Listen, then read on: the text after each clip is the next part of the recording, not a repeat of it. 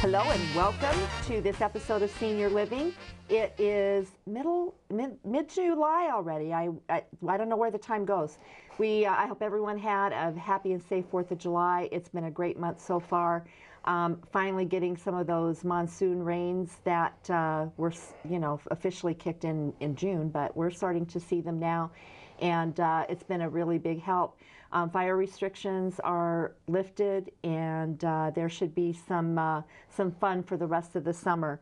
We're still going to see high 90 type temperatures, which is about normal for the Verde Valley for this time of year, and still some great possibilities for more rain through the rest of the month. Very fitting and appropriate. It is National Hot Dog Month. It is National Grilling Month. So get yourself outside and grill some hot dogs, and then take advantage of National Ice Cream Month and follow up your hot dogs with ice cream. And a lot of other great opportunities coming around the corner. Clarkdale continues its concerts in the park. We have got the trips and field trips that Camp Verde, that the Parks and Rec Department at Camp Verde plans. A lot of things going on right here in Cottonwood.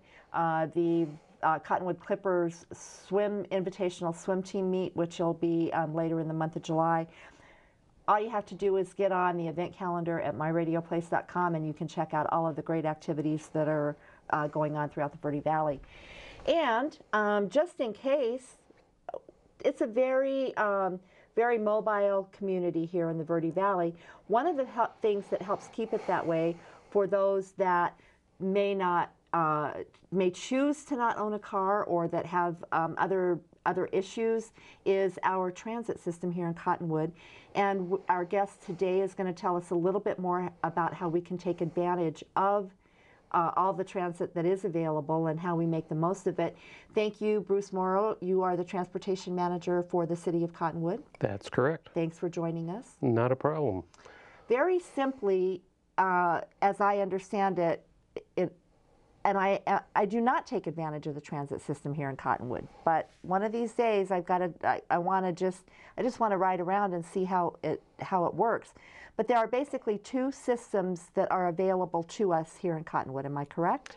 We actually have three different types of service that we provide. We provide the service here in Cottonwood, in Clarkdale, the red and blue lines, that cover pretty much all of Cottonwood and Clarkdale, part of the Verde Villages out toward Del Rio and that area. Okay. Just past the Verde Valley Manor.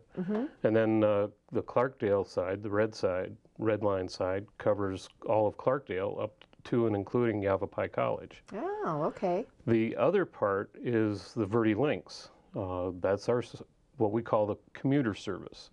It goes between Cottonwood and Sedona. We make 8 trips a day, and it goes starts at the library and then follows 89A all the way over into Sedona, past Tlaquepaque, and ends up in Poco Diablo Resort, where we turn around and come back and do it again. Make the return trip.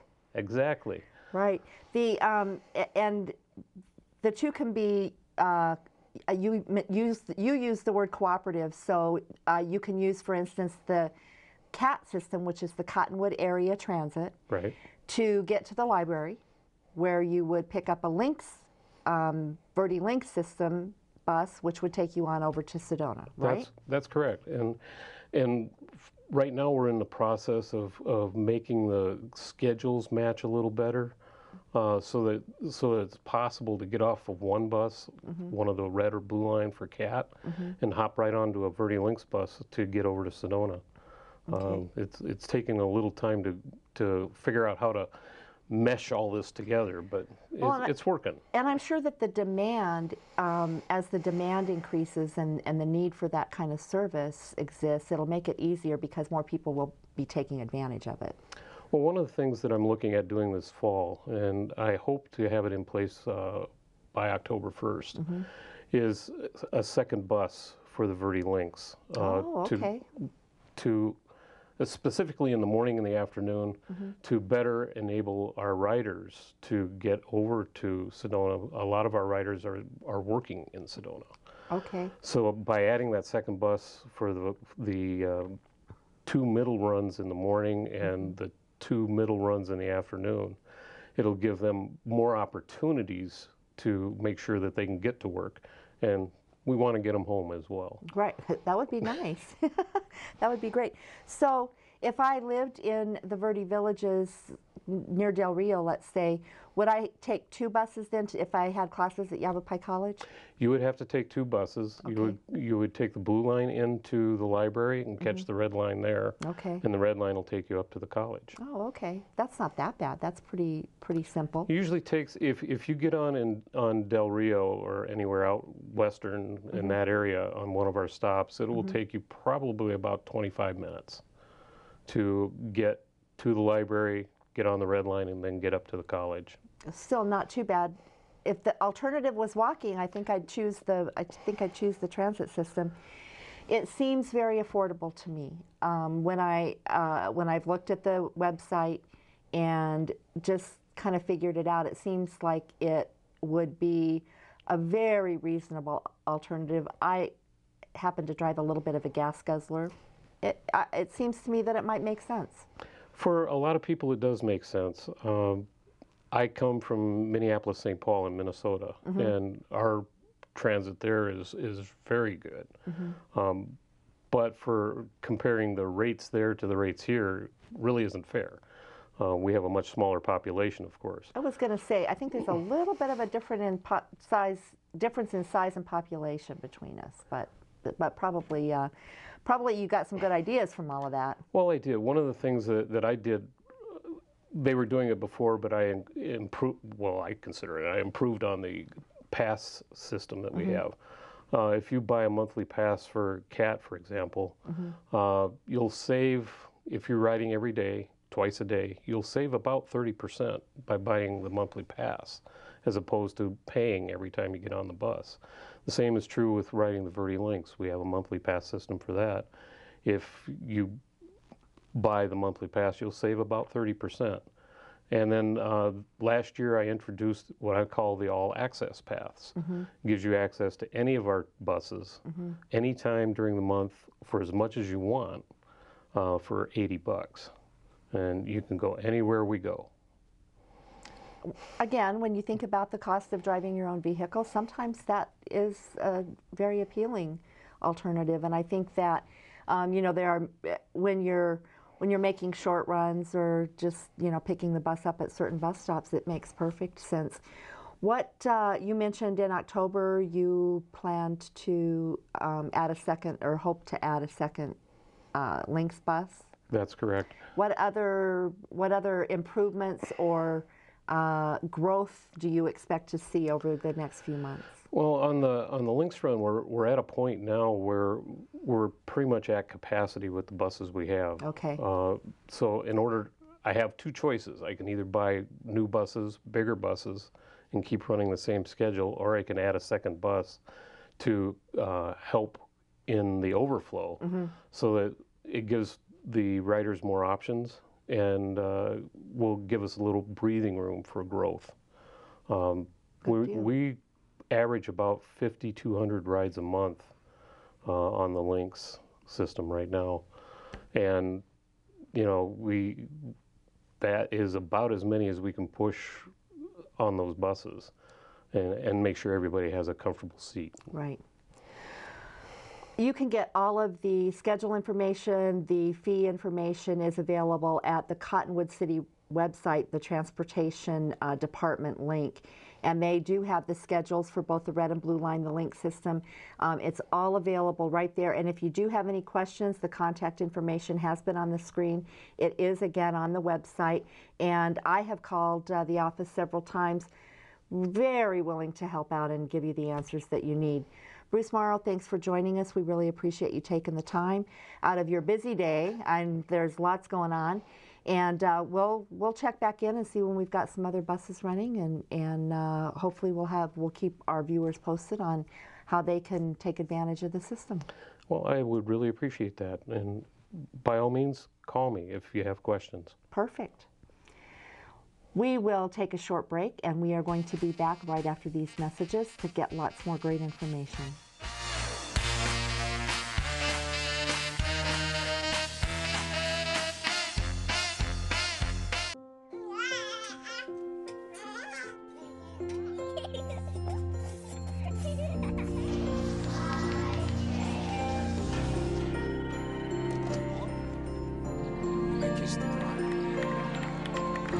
A full life, measured in seats, starts with the right ones early on. Car crashes are a leading killer of children 1 to 13. Learn how to prevent deaths and injuries by using the right car seat for your child's age and size.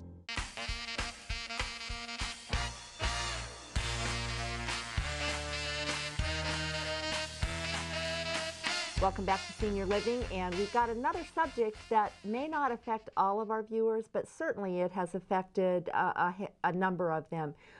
As things kind of change and we start looking at retirement possibly, how we're going to enjoy the rest of our lives, sometimes our home ownership and what to do with our houses becomes an issue. You know, lots of people downsize, they move into an apartment, they go traveling, they take their motorhome and take off and travel across the country. That's one thing that I want to do.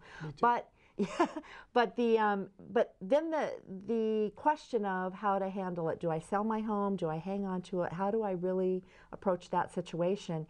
And while I don't think any one person has all the right answers, we've asked Gary Lund. He's the president of the Sedona Verde Valley Realtors Association. For 2013. For 2013. Yeah.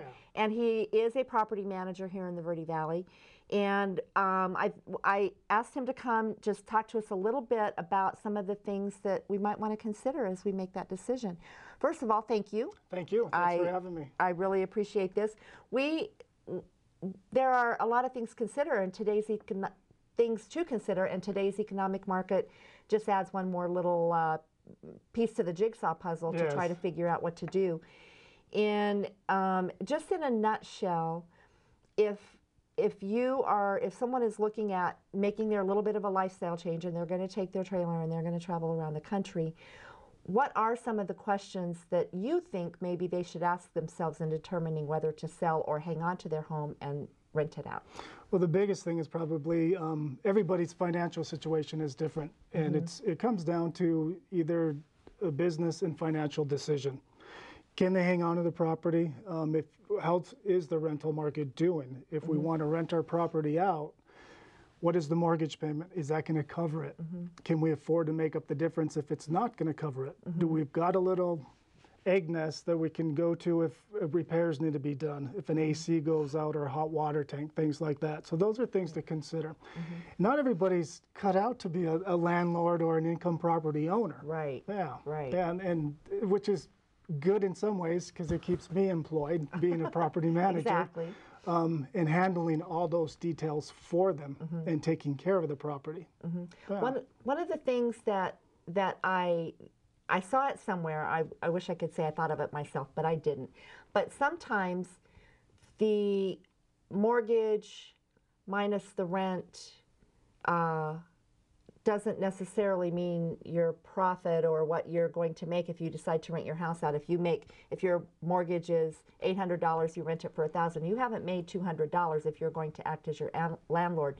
Sometimes the real equation has to factor in repairs and what could happen, and how are you really going to find tenants that, how are you going to do all of that?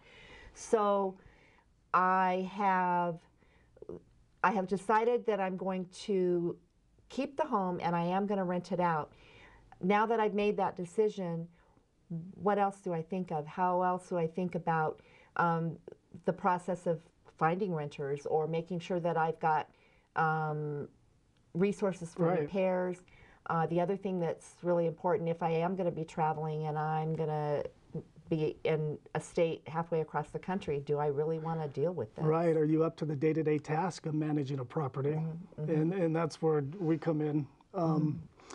As far as we start, with tenants and the application process, screening tenants. That's an important part of the business so that we get good qualified people into the home that are going to take care of the home. We do a background check, criminal history check, also check references and employment history, and then go from there. Then you got to be available to do inspections, whether it's a drive-by or interior inspections on a regular basis to make sure the property is being taken care of. A lot of things to consider especially if you're going to be an absentee, even if you're local, we've got a lot of local owners that we manage properties for, but most of them, especially if you're out of state, really need to consider having a property manager doing that for you. Yeah. And some of those processes seem easy enough on the surface, but there's a lot. Plus, again, property managers, with very few exceptions, have to be available 24/7. If there's a true emergency at the property, you got to be there. Correct. And we offer that service too. We've got a 24-hour number that our tenants can use in case of an emergency. If it's something serious like a fire, we tell them call 911. Yeah. We don't put out fires, but Right. we can definitely, if there's things that need to be done, a leak, things like that. Yeah.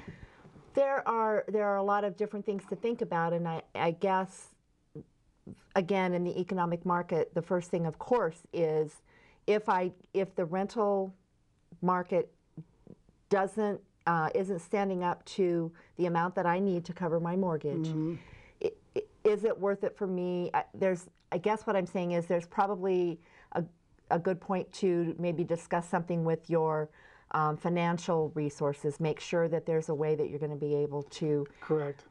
if not make money, to use it to your advantage if you are going to have to take a loss in the rental rate. Yeah. Okay. Yeah. And that's where it's good to know what the market is, what fair market rents are. You want to be competitive in the market. The rental market right now is really good, and we're renting things fast.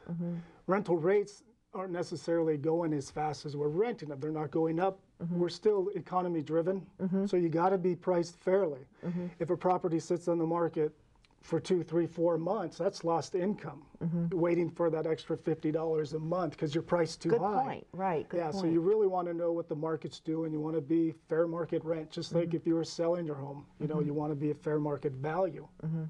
That's good advice.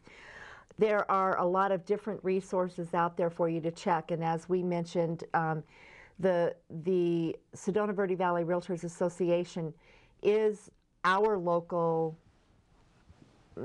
club of experts in terms of both realtors, property managers. You're all involved in the market in one way or another. Remember to check with a financial advisor, find out where you're sitting, but definitely do your homework.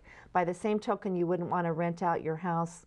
Your mortgage is 25 years old and you could afford to rent it out for $400, but it's worth $1,200. You don't want to do that either. Yeah, you don't want to be underpriced in the market either. Exactly. Not, doesn't have, that's not too often, but I do know that the rental market all across Arizona, certainly, and across the country is pretty competitive right now, and it's definitely worth checking out. Any last words of advice for our viewers? Gary's property management company is Simply Rentals. They are a local company, been around for, as Simply Rentals, it's relatively new, about a year now. Since the first of the year, and actually my partner, Deanne Reber, has been in property management since '96, and we actually bought out another property management when we started. Yeah. That's true. I was going to do something because I know Deanne a little bit. I was going to say she's been around forever. She has, and she's wonderful. Yes, she is. I'm lucky to have her. There are a lot of property managers throughout the entire Verde Valley and Sedona. There's a lot of places to get information. And we appreciate, Gary, thanks for coming in. We appreciate your time. And make sure to do your homework. It's really important to check all the dot the I's and cross the T's when you're thinking about this. Make sure that if the decision you make is to own a rental property so that you can enjoy life, that you do it the right way. We're going to take another short break. Gary, thank you for joining us. Thank you, my pleasure. I hope it wasn't too painful for you. Not at all, thanks, Pam. And we will be back again right after these messages. Stay tuned.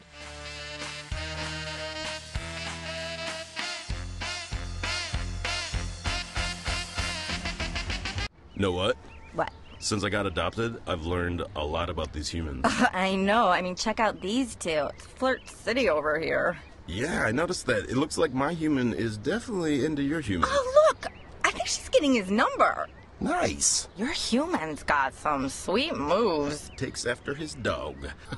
Oh, look, they're doing that thing where they put their arms around each other. She kicked up a leg. It's like in the movies. That's awesome. Looks like we're going to be hanging out a little bit more.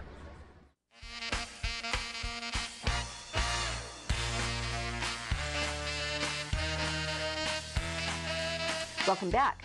We have a special guest in the studio today that we are going to get a little bit of information about the Cornville Mission and Food Bank. It's one of the younger ones here in the Verde Valley, but because, as we've talked about many times, the needs of our Old Town missions, of all of the food banks, any of the folks that help us out, sometimes they're a little overwhelming. And I invited the Cornville Mission and Food Bank in to talk a little bit about all the things that they do. As I mentioned, they're a little bit newer. With us, though, is John Wright. You have been with the mission for a while. A few years now, yes. Thank you for coming in. We really, really appreciate it. Give us just a little bit of the history as you know it for the Cornville Mission. Sure. Well, first I'd like to just thank everybody for all the things that they've done to this point to help us out and get us this far along. That's great. We just really appreciate that. Yeah. Greg Roller and Sandy Cravens started the Cornville Mission Food Bank. A few years back. They started out of the Riverfront Park feeding and then evolved into the Cornville group. We've moved a couple of times, and we're pretty well settled in now to our current facility, and we're doing okay. You know, we struggle like all the other ministries and for the same funding, and so it's important to us to be good stewards of everything that we do receive from everybody, and that they can trust us to do what's right with the money and put it in areas that are truly needed. And we don't have any paid staff at this point, and so everything that we do get is our full weight of the finances go into just servicing the community. I know I see Greg and Sandy every once in a while out in the community, just if not accepting donations, thanking people and making sure that everybody knows how much they're appreciated, which I think is pretty special. Absolutely. We need to just, you know, keep hitting on that the people who are unseen are so important to us, and we're very thankful again for all of them, and of course by name we couldn't possibly go through that list, but you know who you are, and we do appreciate it. Well, thank you. What are all of the focus of the mission right now?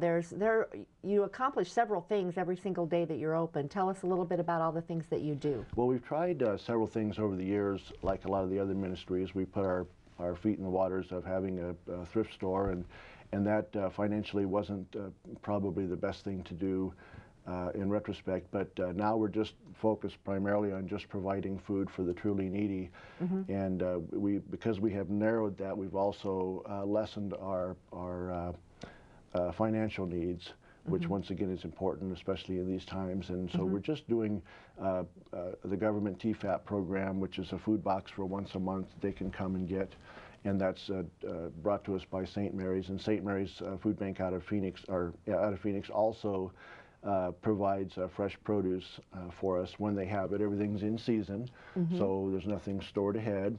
And a lot of that comes just in the nick of time when it needs to be handed out. And so we try not to withhold anything from anyone during those distributions.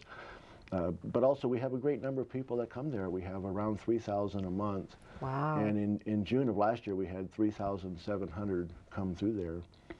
And so we see the need is great. And of course those same people hit other food banks as well. But some of the people in Cornville can't quite make it in because of the gas or even basic transportation they don't have. Some people carpool. And we just try to offer up whatever is given to us. You know, freely we've received, so freely we give. And we don't do any hot meals anymore. Okay, I was wondering about that. Yeah, because that also costs us a lot more money than we had available, and so we've just trying to pay the rent and keep the electricity going and wait on whatever comes to us, and we're thankful to have that, offer that up. As are many of the people that visit the mission, I'm quite sure. Do you, I know that, again, this may be something that you are not doing currently, but I know like on Sundays you used to have some, like a get-together kind of thing. Right, we did that for quite a while. We had a Sunday jam, and we had local musicians would come, and we would have various people cook various things, and but the number of people that showed up just kept decreasing. Oh, okay. And so once again, we thought the best use of our resources was to just put staples out available for the people could come and make choices themselves on what they wanted to have and didn't have. And we see a lot of young families, children, single moms that really are just having a hard time making it. Right. And so we actually got to the point now where we just ask everybody for roughly $1 a month each. Oh, okay. And they can come Monday, Wednesday, Friday. And sometimes if we're there offloading the stuff that we get distributed to us from St. Mary's, we never deny them a chance to come in and get something. Right. And we have several bakeries in the area that have been donating to us quite regularly, and we're thankful for that. And of course, the grocery store pulls, we get a portion of that as well. Good.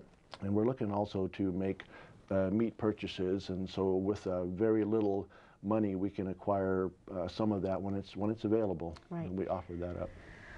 Before we run out of time, how can our viewers help? What kinds of things do you need? Well, you know, we're always looking to be more efficient, and so modern freezers and refrigerators will help. Anytime we can rotate out an older one and put a newer one in, you know, we're better off. We could always use volunteers. We're trying to encourage some of the older folks who maybe don't have as much on their plate and have vehicles that we could possibly use to go and acquire the food, because St. Mary's does distribute to us, but we can also purchase other food, and we have to go after that. You know, any kind of exterior or interior light maintenance, if someone's sitting around the house and wants something to do, they're always welcome to come. We want it to be a friendly, happy, clean place for people to come and feel comfortable knowing that they can come and get food without any judgment or any, you know, anything adverse. They have enough of that in their life, and they need to know that we're there for them. Right. A lot of opportunity for the community to help each other. Remember that the Cornville Mission, like all the rest of them, it's a 501c3 corporation. Any donations that you make are tax deductible. Your time is greatly appreciated as much as anything.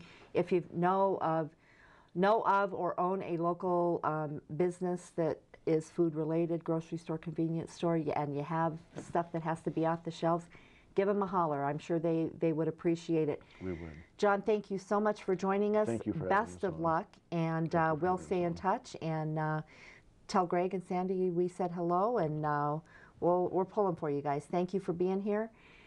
You stay tuned. Check out the messages that'll follow this, and we'll be back right after the break.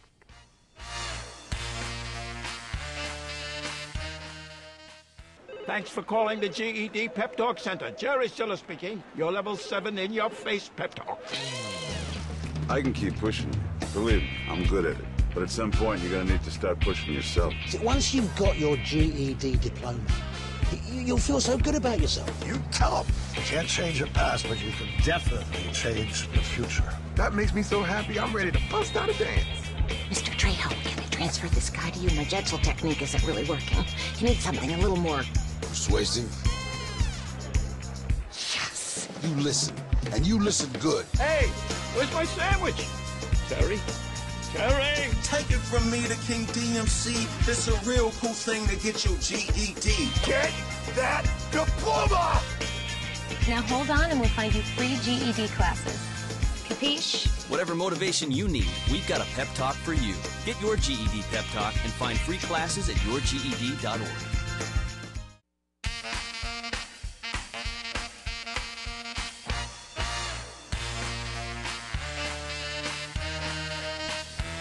Welcome back. Along the same lines as our previous guest, Mr. Wright from the Cornville Mission, there are so many opportunities in the Verde Valley for all of us to help out fellow community members. And one has been in the headlines quite frequently over the last few months because we are so fortunate to get to welcome Sgt Jordan Maynard and his family into our community.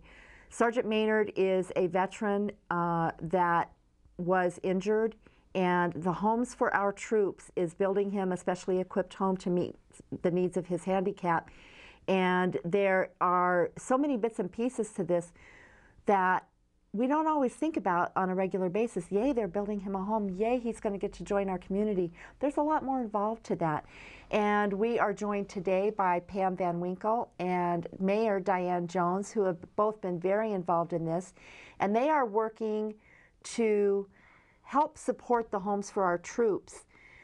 The first thing I will start off with is thank you very much for being involved in this. It's a really great honor to have him join our community and to have this this happening right here in our own area. Absolutely, it's I've been following some of the soldiers coming back from Afghanistan. Many of them quad amputees, and Sgt Maynard lost both of his legs 2 years ago in March, and so. You know, it's exciting to think that we're having someone, a hero, moving into our community, someone who has given so much so that we can get up every day and be free and walk around, you know, and he's got challenges now because of his service for our freedom. And so we and others in the community, we have a group of people, and we're looking for more volunteers to help out. So many opportunities. There's always opportunities to help out. Well, the one thing that I wanted to focus on for just a minute, if that's okay, the Homes for Our Troops has been providing homes for returning injured servicemen. And they have, if I saw right, they built over 100 homes now. And they do remodel some, if I understand correctly. Right. But usually they build from scratch, but occasionally they said that they do remodel. Right. It's the projects that they undertake, as anyone who has a family member who's handicapped, anytime you have to retrofit your home to accommodate that, there's expense involved. So the mission that the Homes for Our Troops has taken on is pretty huge. It's very impressive that they've taken this on. One of the things that they ask is not for the service person or their family to pay anything for the home, but for the community to help raise funds so that the next and the next and the next home can be built. Exactly. And all of the money raised in our community will go to Sgt Maynard's home. But you know, we're a small community. It's not likely that we're going to raise the amount that the house will cost. Right. And it's comforting to know that we'll work very, very hard, you know, because he deserves that. But his house will be built, and no matter what. Right. So and that organization is wonderful for doing that. The funds that we raise here in the Verde Valley area allows Homes for Our Troops to have that much more to, again, to help the next person in the next community. Exactly. So tell us a little bit about, there are fundraisers planned, and I do, there's a lot of opportunity for our viewers to get all of the details, but tell us a little bit about the fundraising opportunities that are coming up. Well, we'll start with the spaghetti supper. We have about 3 that we've planned, and we want to do more, of course. We're waiting for the community to give us ideas. But Pam has been working diligently on a spaghetti fundraiser. It was thrown in my lap. I just picked up the ball and ran with it. Sometimes that's what we do. And Brandy's Kitchen here in Cottonwood has stepped up to the plate. They're awesome. They're donating not only their time, their restaurant, their cooking skills, but the food also. So 100% of the proceeds from the dinner will go to Sgt Maynard. I want to interrupt for 1 second just to give a little bit more introduction to you, Pam. You are with you're with the VFW? The VFW. Okay. I'm the president of the Ladies Auxiliary of Post 7400. and many of the other civic organizations are involved with that have been helping out tremendously as well. We're all working together. Right, right. So the American Legion, the Moose Lodge, the VFW, and then as you mentioned, there are individuals, and then places like Brandy's Kitchen. I think it's an honor to be able to be a part of this. Oh, absolutely. That's how I feel. An honor that he would choose the Verde Valley, you know, area to want to live here and bring his family. He has a wife, Jennifer, and a small son, 8 years old, and so he's, you know, moving his entire family here. And that to me is an honor that he honors us by doing that. On the Homes for Our Troops website, I did read, tell us, do you know what made him choose our community? Well, he's actually, you know, he's been in California for 2 years since his accident, since he stepped on the IED and lost both of his legs. He's been in intensive therapy, you know, getting prosthetics, learning to walk again, and all of the things that go along with that. But he lived in Kingman. Oh. And his wife is from Flagstaff.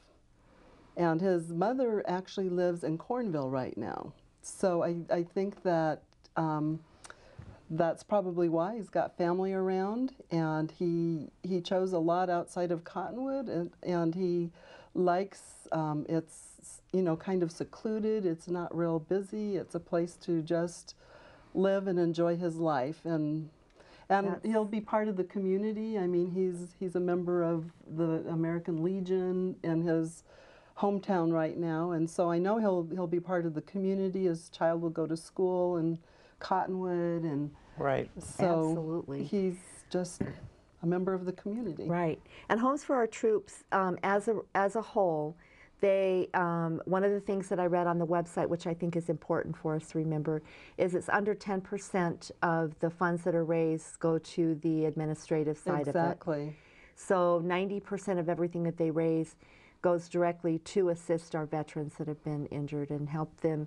And you know, when you think about it, one of the sad things, I guess is the best way to describe it, is that they aren't able to help more veterans, because so many of our vets come home with physical injuries and disabilities, and as amputees or spinal cord injuries, and head you know, injuries. nowadays with the medical field, and they're able to save so many more people than they were, say, in Vietnam. Right. Many young people with these kinds of injuries would not have made it in the Vietnam War. Absolutely. But because of the upgrades in medical care and getting transportation, they're able to get them out of there. In fact, the brochure says that Jordan, on the way to the first medical facility, they actually had to do, I don't know the term, but they had to massage his heart manually to keep him alive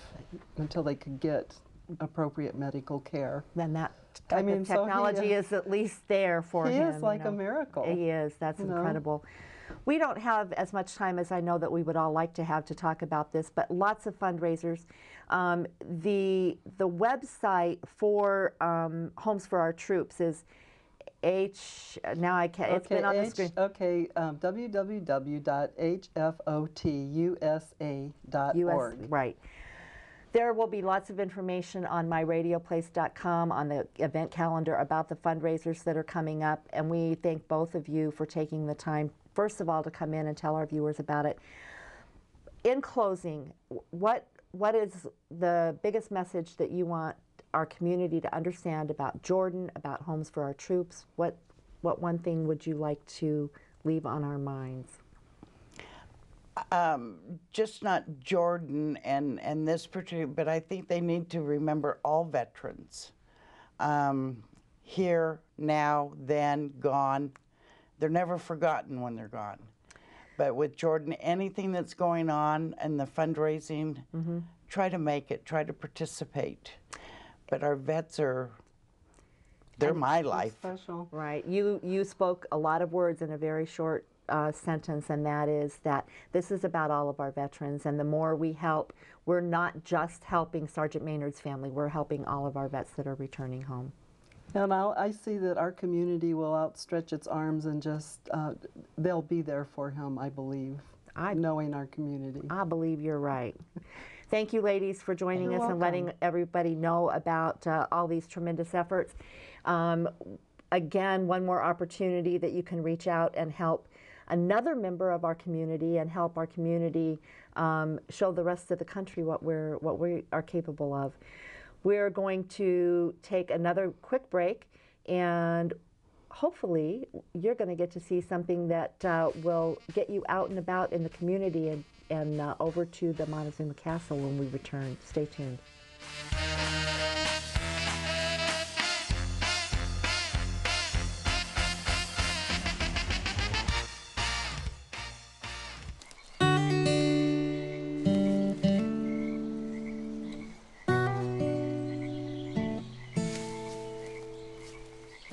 When you're out there, there's no telling what you'll find. I see it, I see it! Oh, look at you. There are some moments only the forest can inspire. Find yours at discovertheforest.org.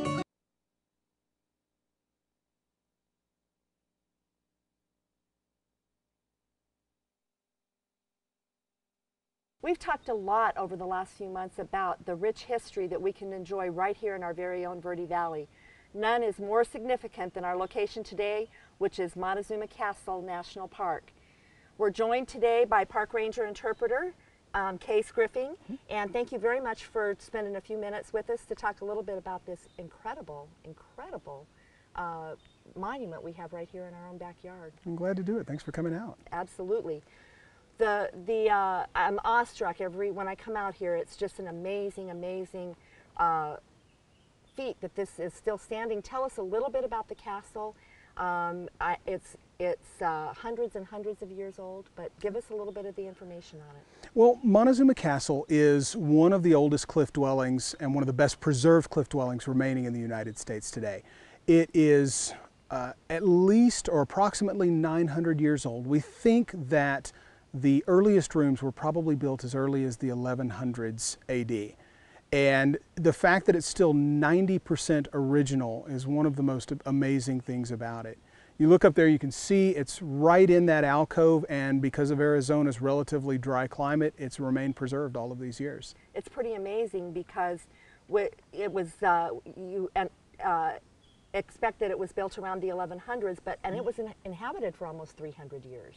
Exactly right. And you know, when we say 300 years, that's one thing, but when we compare that to the fact that the United States just celebrated our 237th birthday on July 4th, of course, that kind of gives us a little bit of context. It kind of shows us that this was occupied longer than our nation has been a country. That's just amazing, and we know that our dwellings that we're currently living in, they're not even going to last anywhere close to that. I don't think we'll see much of them in 900 years. Good point, good point. The national park, it became a national park in 1906, so we've had well over 100 years. In fact, there's a huge birthday coming up in a few years that we'll be celebrating here at the park. Right. But the opportunities have changed, obviously. When the monument was discovered, the dwelling was discovered in the 1800s, wasn't it? That's correct. Okay. And so it took a few years for it to become a national park before it was truly protected. There was a little bit of scavenging, if you want to call it that, prior to it becoming a park. And now the Park Service has definitely taken its responsibility to protect this monument pretty seriously. We're able to truly enjoy the beauty and the significance without creating any more harm or damage to the area here at the park. Right, right. As interpretive park ranger, you have a big responsibility, I think, in educating the visitors here. And the park has a lot to offer. Not only is the castle part of the national park, but Montezuma as well. That's correct. Which dates back to about the same time frame? Montezuma Well was occupied around the same time frame. It's the geological feature that's at Montezuma Well, and it is a collapsed sinkhole that we think collapsed somewhere around 11,000 years ago. And then by about the same time that Montezuma Castle is occupied, you could think of Montezuma Well as a different town. We gave them the same name today, but really there was no connection prehistorically other than the fact that it was the same cultural group, what archaeologists today call the Sinagua. So here at Montezuma Castle, we had a community that included Montezuma Castle, Castle A, which is a little bit further up the trail, and several other rooms. We think around 250 people total. Over at Montezuma Well, you had several dwellings there today. If you were to go to Montezuma Well today, you could see a pit house there, right. A Hohokam style pit house. It's actually, as far as we know, the oldest dwelling on the site. It goes back to about 1050 AD. Then you have around between 1100 and 1200, 1300 AD, you have some Sinagua-style dwellings similar to Montezuma Castle. Some one-room cliff dwellings, as well as collapsed structures, including a 12-room pueblo and a 17-room pueblo. You've got an irrigation canal that was dug 1,000 years ago there and is still being used today by people around the area who use it for their irrigation. And then on top of that, you've got another building that's a historic building that was built by the William Back family in the 1800s, early 1900s. And their smokehouse is actually being explored as potentially one of the oldest historic wooden buildings in the state of Arizona.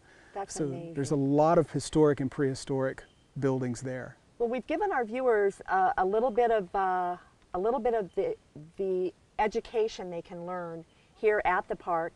Tell us a little bit about some of the hours, the events. I know that you can get into the Montezuma Castle National Park 364 days a year. You close Christmas Day. That's right. Tell us a little bit about the hours, the events, how people can take advantage of this. Well, that's, I think, one of the greatest things about the monument. We're open, as you said, 364 days a year.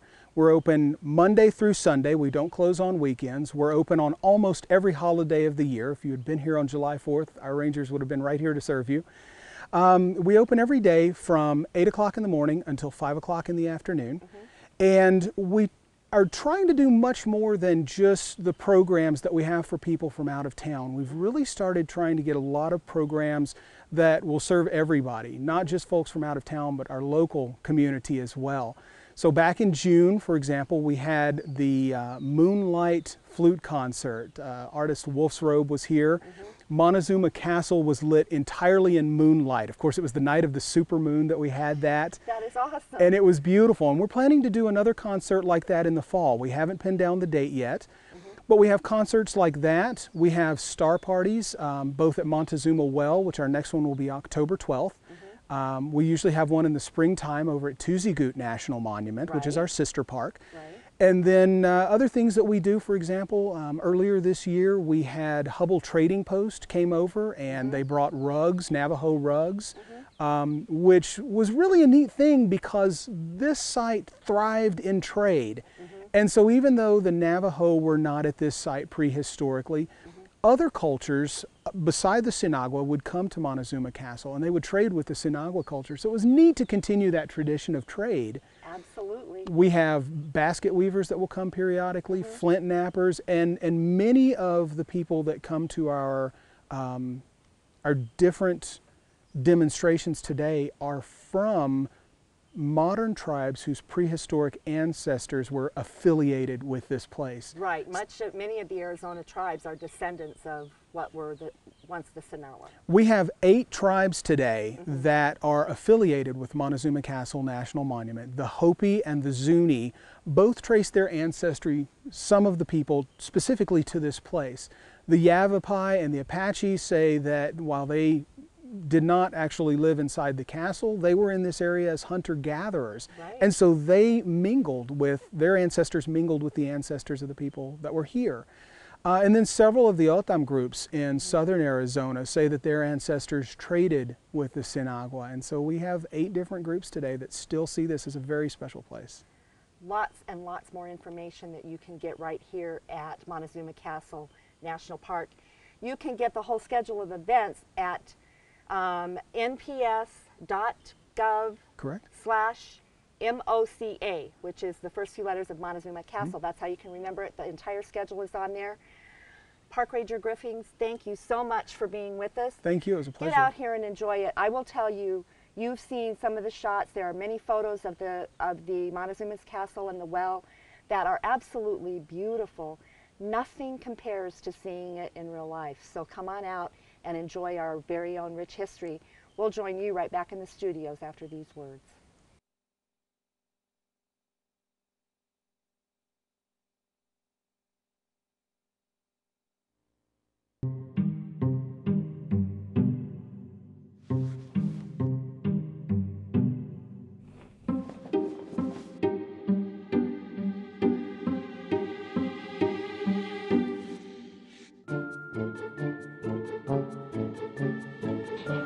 The smallest moments can have the biggest impact on a child's life.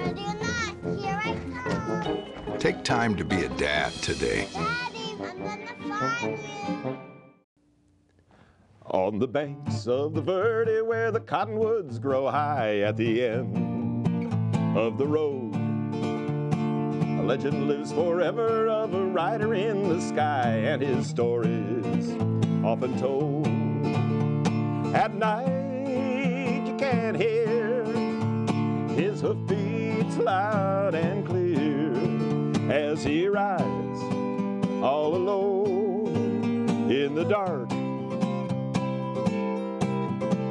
On the banks of the Verde, on a ranch called Blazin' M, rides a man, brave and bold.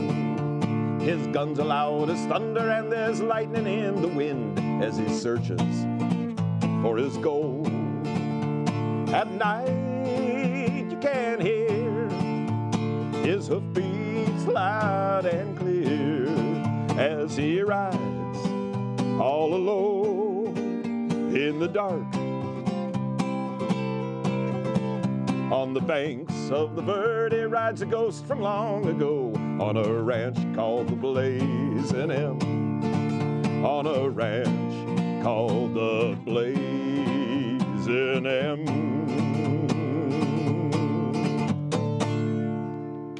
All right. Why? Bill Bassett, our very own Verde Valley's Bill Bassett, is joining us in studio, and we so appreciate you being here. That was awesome, by the way. Well, thank you, Pam. Thank you very much. I don't know that there's a whole lot of introduction. Many of us know Bill from the Blazin' M, from his days with the Retros, and now you are out and about again with right. Bill Bassett's Trailblazers. Bill Bassett's Trailblazers. All right. So we want to definitely, the Blazin' M is a landmark. It's a wonderful place, and Yes, the show is very, very incredible. But we're not going to talk a whole lot about it. Just go out and see it for yourself. That's what you need to do. You just have to go see it. What have you been up to? What have I been up to? I've been trying to bring country music back to the Verde Valley, and my little combo, Bill Bassett's Trailblazers. We've been working on playing the right kind of songs, the country songs with the right kind of tempos, the right kind of dance beats, and we're anxious to get people out line dancing and two-stepping and 10-stepping and cotton-eye joeing and shottishing and polka-ing and everything you want to do. See, not only is it music and entertaining, it's exercise. It's exercise, too. Get us up off and it's a our good time. Yeah. It's a good time. Sounds great. You know, I know there's been a couple of places. You have made a few appearances at the main stage here lately. Tell us, you know, keeping in mind that some of our viewers won't necessarily watch before this weekend, but what are some of the things you've got coming up? Well, fortunately, you mentioned the main stage. That's a wonderful new venue right at the corner of Mingus and Main and Cottonwood.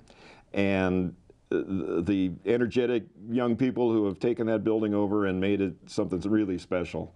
I'm just absolutely thrilled to have been invited to be part of that. But we're going to start on Sunday afternoons in an ongoing basis at 4 o'clock Sunday afternoon, and we're going to start playing real country music there, and hopefully invite members of the community out. I'm just so excited that we're going to finally have some place where we can do this consistently and hopefully build a following, get people out to enjoy the music.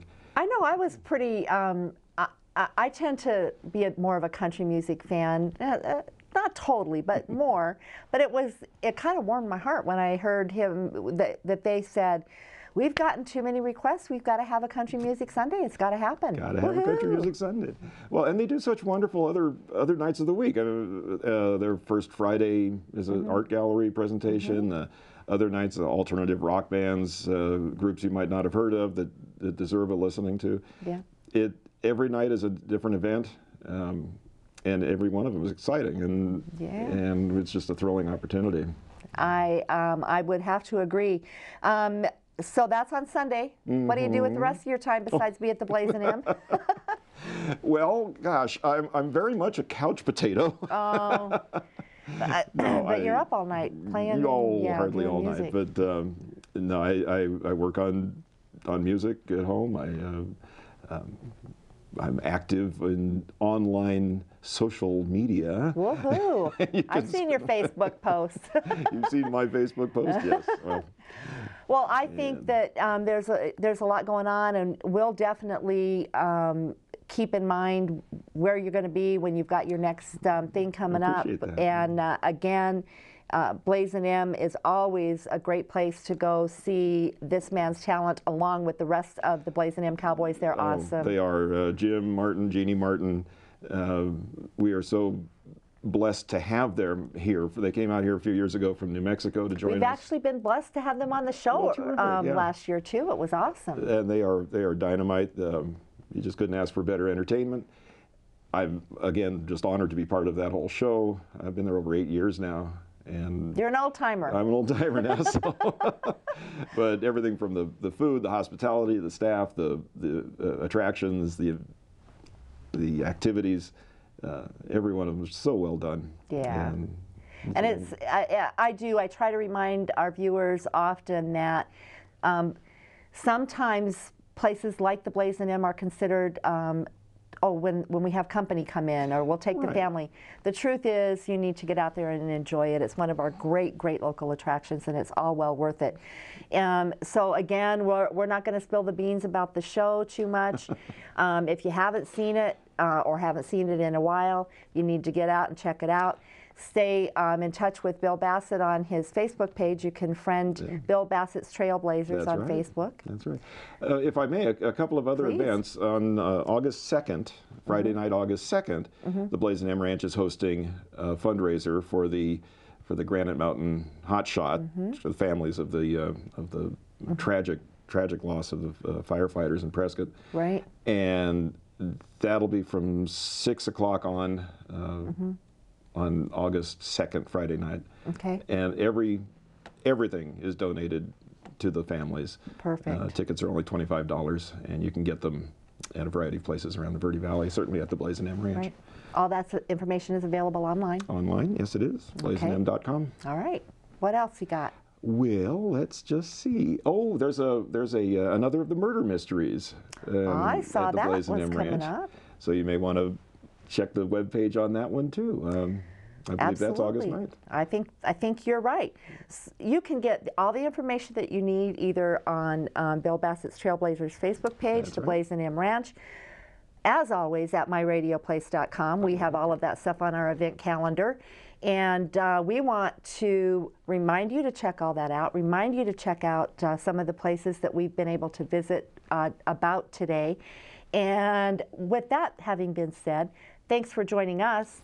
And we want to listen to a little bit more of Bill Bassett's wonderful, I want to say cowboy music, but maybe you're not going to, okay? This is a terrific cowboy song, one of the best cowboy songs ever written.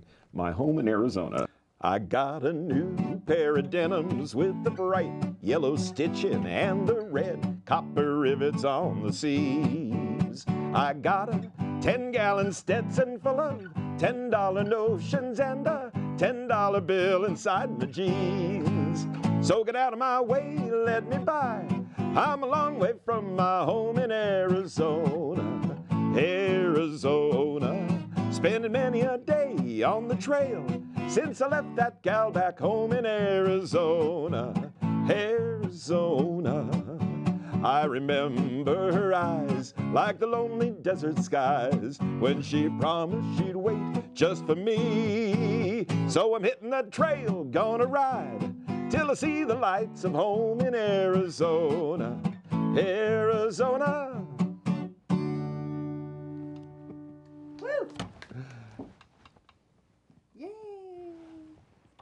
Thank you.